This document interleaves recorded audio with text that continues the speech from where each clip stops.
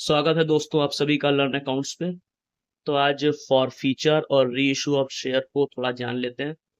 इस वीडियो से आपके बेसिक तो क्लियर हो जाएंगे। बेसिक चीज़ें जो भी होती हैं फॉर फीचर और री इशू में, उसकी एंट्री और बाकी चीज़ें तो एक एक करके समझते हैं दोस्तों। बाकी शेयर एक लॉन्ग टॉपिक है, तो इसके बारे में और भी जो डिटेल की वीडियो होंगी मैं बाद में बना दूंगा।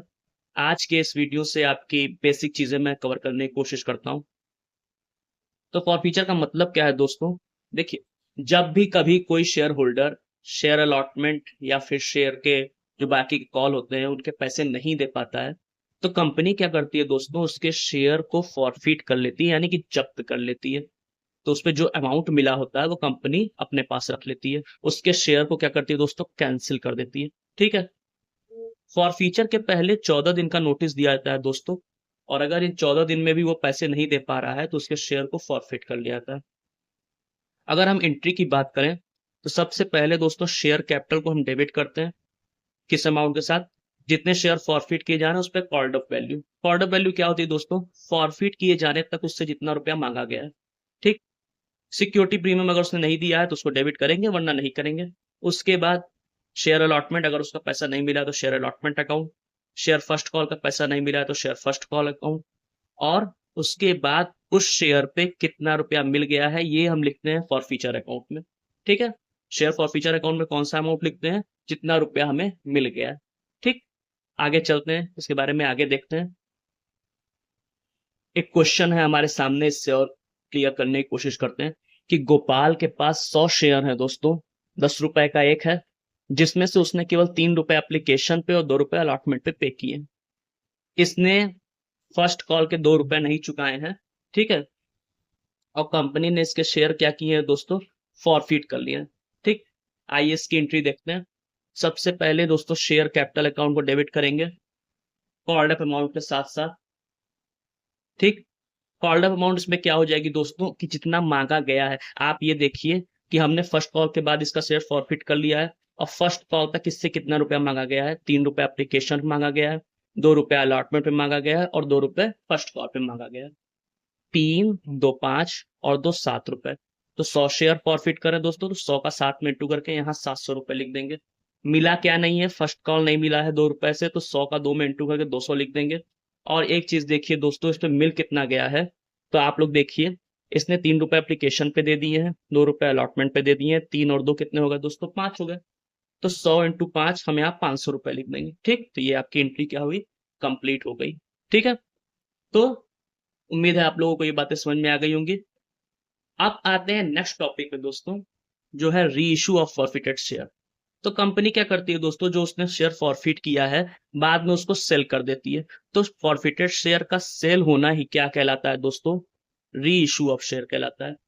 हमारा री इशू कितने पे हो सकता है दोस्तों? शेयर हमारा री इशू हो सकता है पार पे भी हो सकता है, प्रीमियम पे भी हो सकता है, और डिस्काउंट पे भी हो सकता है। ठीक है। आइए एक एक करके एक एक केस को जानते हैं। सबसे पहला केस देख लेते हैं दोस्तों, जब शेयर री इशू होता है पार पे यानी फेस वैल्यू पे। ध्यान दीजिएगा दोस्तों, दो एंट्री पास होती है। पहली एंट्री होगी bank account debit to share capital account. दूसरी एंट्री क्या होगी दोस्तों? Share forfeiture account debit to capital reserve. हम फॉरफिट किए हुए पैसे को कहाँ डाल देते हैं? कैपिटल रिजर्व में डाल देते हैं। ठीक है। इसका एक क्वेश्चन देख लीजिए दोस्तों। श्रेया लिमिटेड, इसने इशू किया है 50,000 शेयर, 10 रुपए का एक है। ठीक। ये 4 रुपए एप्लीकेशन पे मांग रहा है, 3 रुपए अलॉटमेंट पे, और 3 रुपए फर्स्ट और फाइनल कॉल पे। राधिका नाम की एक शेयर होल्डर है दोस्तों, जिसे 1,000 रुपए अलॉट किए गए हैं, सॉरी 1,000 शेयर अलॉट किए गए हैं। उसने कॉल मनी नहीं पे किया है। ठीक है। इसके शेयर को फॉरफिट किया गया और री इशू कर दिया गया 10 रुपए पर शेयर पे। ठीक। हम सीधे री इशू की एंट्री देखते हैं दोस्तों। पहली एंट्री होगी दोस्तों bank account debit to share capital account. ठीक है। री इशू करने पे कितना मिल रहा है? 1,000 शेयर का 10 रुपए से इंटू हो रहा है, 10 रुपए में आगे गए री इशू पे, 10,000 रुपए यहाँ आ गए। उसके बाद दोस्तों हमने फॉरफिट कितना किया है ये देख। तो इस पे कितने रुपए रिसीव हो गए हैं दोस्तों, ध्यान से देखिएगा। 4 रुपए एप्लीकेशन पे, 3 रुपए अलॉटमेंट पे, टोटल 7 रुपए क्या है इस पे रिसीव हो गए। तो 1,000 का 7 से इंटू हम कर देंगे दोस्तों, 7,000 रुपए हमारे कहाँ चले जाएंगे? कैपिटल रिजर्व में ट्रांसफर हो जाएंगे। ठीक है। तो ये तो पार हो गया फेस वैल्यू पे जब री इशू होता है।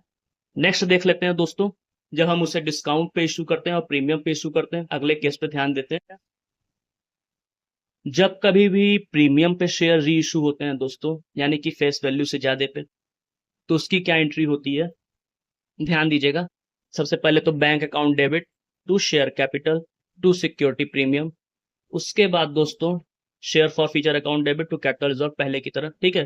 फॉरफीटेड अमाउंट को हम कैपिटल रिजर्व में ट्रांसफर कर देते हैं, ठीक। एक क्वेश्चन देख लेते हैं इस पे भी। एक कंपनी ने 400 शेयर फॉरफिट किए हैं दोस्तों, 50 रुपए के एक हैं, ठीक है। जिसपे एप्लीकेशन मनी मिला है 10 रुपए पर शेयर और 20 रुपए अलॉटमेंट मनी मिला है। फाइनल कॉल 20 रुपए से क्या है, नहीं मिले हैं दोस्तों, ठीक है। आइए इसकी एंट्री करते हैं। तो बैंक अकाउंट डेबिट दोस्तों याद रखिएगा, रीइशू करने पे कितना मिल रहा है दोस्तों, हमारे 400 शेयर हमारे रीइशू हो रहे हैं 60 रुपए से, ठीक है। 50 का था लेकिन 60 रुपए से रीइशू हो रहा है। 400 का 60 में जब इंटू करेंगे दोस्तों तो 24,000 रुपए आएगा, ठीक। इसके बाद 10 रुपया क्या हो गया दोस्तों, सिक्योरिटी प्रीमियम 50 का है, आप 60 में इशू कर रहे हो, तो 400 का 10 में इंटू कर दो दोस्तों, 4,000 रुपए के आ जाएंगे आपके सिक्योरिटी प्रीमियम में। और to share capital 400 into 50 face value से, ठीक है। तो 20,000 यहाँ आ जाएगा। इसके बाद दोस्तों एक चीज देख लीजिए, 400 शेयर फॉरफिट हो रहे हैं और इस पे फाइनल कॉल नहीं मिला है दोस्तों। तो मिला कितना है दोस्तों, 10 रुपया एप्लीकेशन मनी और 20 रुपया अलॉटमेंट मनी, ठीक। यही फॉरफीचर में जाएगा।